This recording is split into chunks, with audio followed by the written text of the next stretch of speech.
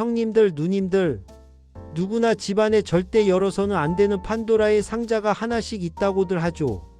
하지만 반대로 이 상자만 열면 내 인생은 구원받는다, 그렇게 믿고 사는 상자도 있습니다.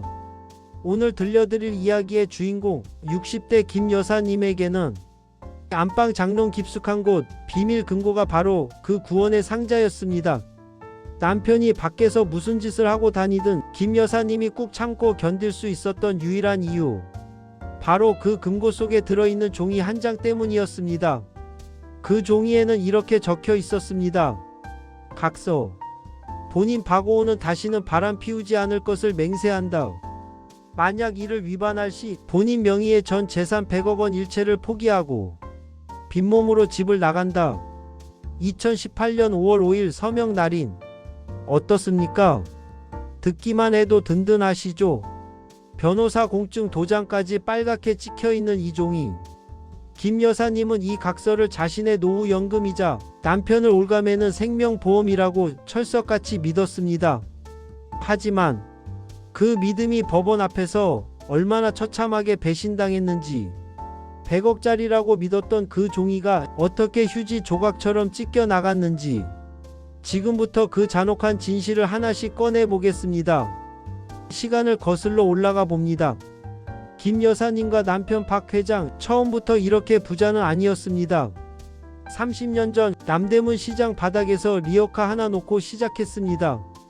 김 여사님은 찬물에 손이 터져가며 순대를 썰었고, 박 회장은 새벽부터 짐을 날랐죠. 말 그대로 피땀 눈물로 일궈낸 재산이었습니다.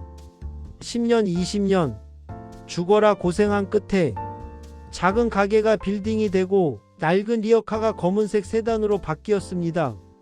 재산이 100억대가 넘어가니 주위에서도 회장님, 사모님 하며 굽실거립니다. 그런데 형님들, 옛말 틀린 거 하나 없습니다. 돈이 생기니 박 회장의 눈빛이 변하기 시작했습니다. 집에 들어오면 땀 냄새 나는 조강지처가 촌스러워 보이고, 밖에 나가면 젊고 예쁜 여자들이 회장님 멋쟁이십니다 하며 따르니 결국 박 회장은 넘지 말아야 할 선을 넘고 맙니다. 김 여사님이 그걸 몰랐을까요?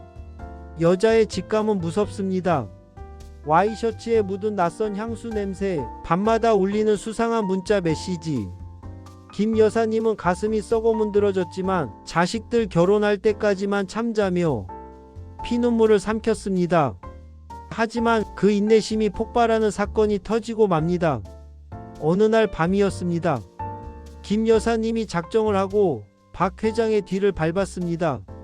그리고 강남의 한 오피스텔에서 남편이 젊은 여자와 팔짱을 끼고 나오는 현장을 덮쳤습니다. 거리는 순식간에 아수라장이 됐습니다. 김 여사님은 울부짖었습니다.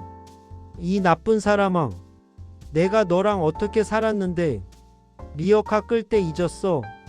당장 이혼해. 재산 다 내놓고 나가. 박 회장 술이 확 깼겠죠.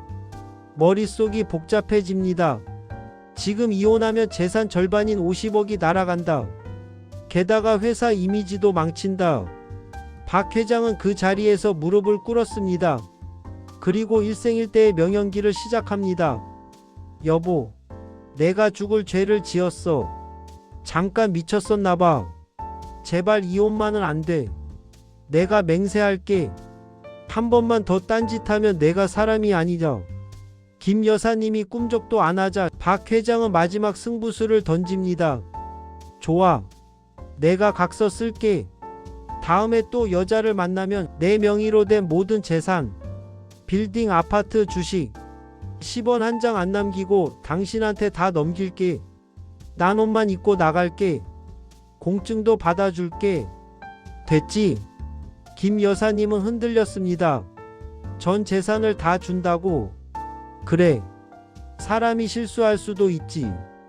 이 정도 강력한 족쇄를 채워두면 두 번 다시 딴짓 못하겠지. 결국 김 여사님은 그 악마의 제안을 받아들입니다. 그날 밤 작성된 전 재산 포기 각서. 김 여사님은 그 종이를 금고 가장 깊은 곳에 넣으며 생각했습니다. 이건 내 눈물값이다. 그리고 내 노후의 보증수표다. 그 후 3년은 평화로웠습니다. 박 회장은 일찍 귀가하고 주말엔 등산도 같이 가고 다시 예전의 남편으로 돌아온 것 같았습니다. 김 여사님은 안심했죠. 그래, 각서 효과가 있네. 하지만 형님들, 꼬리가 길면 밟힌다고 하죠. 어느 주말 아침 박 회장이 샤워하는 사이 식탁 위에 있던 휴대폰 화면이 켜집니다. 카톡. 무심코 화면을 본 김 여사님의 눈이 커집니다. 오빠, 이번 주말 골프 여행 기대돼요. 김 여사님의 손이 부들부들 떨립니다. 배신감, 슬픔, 아니요.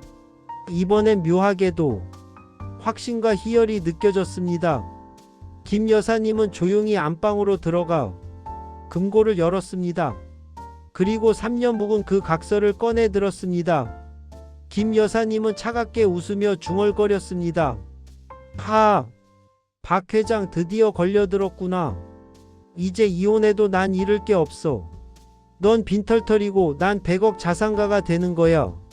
잘 가라. 다음날 김 여사님은 대한민국 최고의 로펌을 찾아가 이혼 소송을 제기했습니다. 변호사에게 각서를 내밀며 당당하게 말했죠. 변호사님, 복잡하게 계산할 거 없어요. 약속대로 100억 다 받아내 주세요. 김 여사님의 발걸음은 가벼웠습니다. 하지만 법정 문을 여는 순간 상상도 못한 반전이 기다리고 있었습니다. 드디어 운명의 재판날. 법정에 들어선 박 회장의 표정. 잔뜩 겁먹었을까요? 아니요. 너무나 멀끔한 양복을 입고 여유롭게 앉아 있었습니다. 김 여사 측 변호사가 먼저 포문을 엽니다. 재판장님, 피고 박오은은 약속을 어기고 외도를 저질렀습니다. 각서 내용대로 전 재산을 원고에게 양도하십시오. 모두가 김 여사의 완벽한 승리를 예상했던 그 순간 박 회장 측 변호사가 천천히 일어나 판사님께 말합니다. 존경하는 재판장님, 박 회장이 그 각서를 쓴 건 사실입니다. 하지만 대한민국 민법상 그 각서는 무효입니다. 법정이 술렁입니다. 김 여사님이 벌떡 일어나 소리칩니다. 무슨 소리야? 지가 살려달라고 빌면서 쓴 건데 왜 무효야? 판사님이 안경 너머로 김 여사님을 바라보며 판결 이유를 설명합니다. 형님들, 이 내용을 잘 들으셔야 합니다. 정말 뼈아픈 내용입니다. 원고 진정하십시오. 민법 제839조 2에 규정된 재산분할 청구권은 이혼이 성립한 때 비로소 발생하는 권리입니다. 그런데 이 각서는 이혼도 하기 전에 아직 생기지도 않은 권리를 미리 처분하겠다고 약속한 것입니다. 대법원 2016년 판례에서도 명확히 판시했습니다. 협의 또는 심판에 의하여 구체화되지 않은 재산분할 청구권을 혼인이 해소되기 전에 미리 포기하는 것은 그 성질상 허용되지 아니한다. 따라서 이 각서는 법적 구속력이 없습니다. 쉽게 말해 이런 겁니다.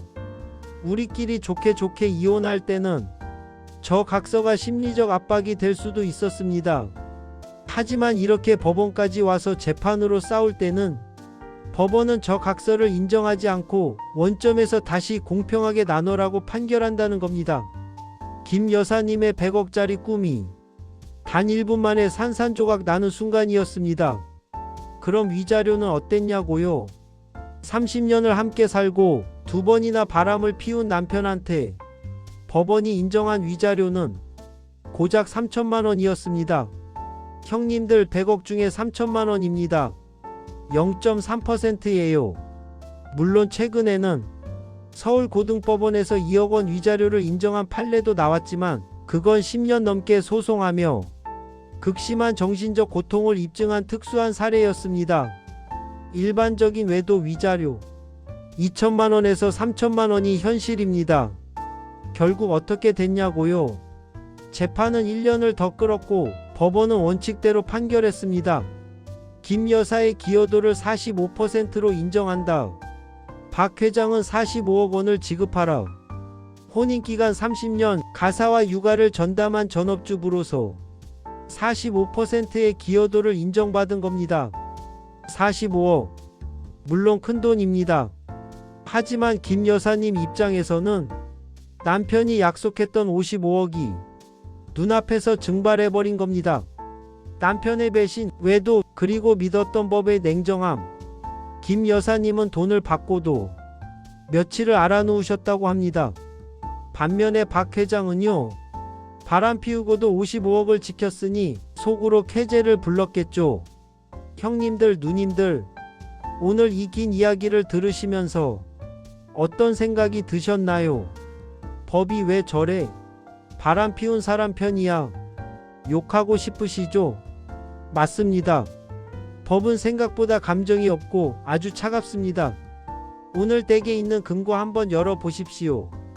혹시 김 여사님처럼 휴지 조각을 보물 단지처럼 모시고 계신 건 아닌지 냉정한 확인이 필요한 밤입니다. 현답이었습니다.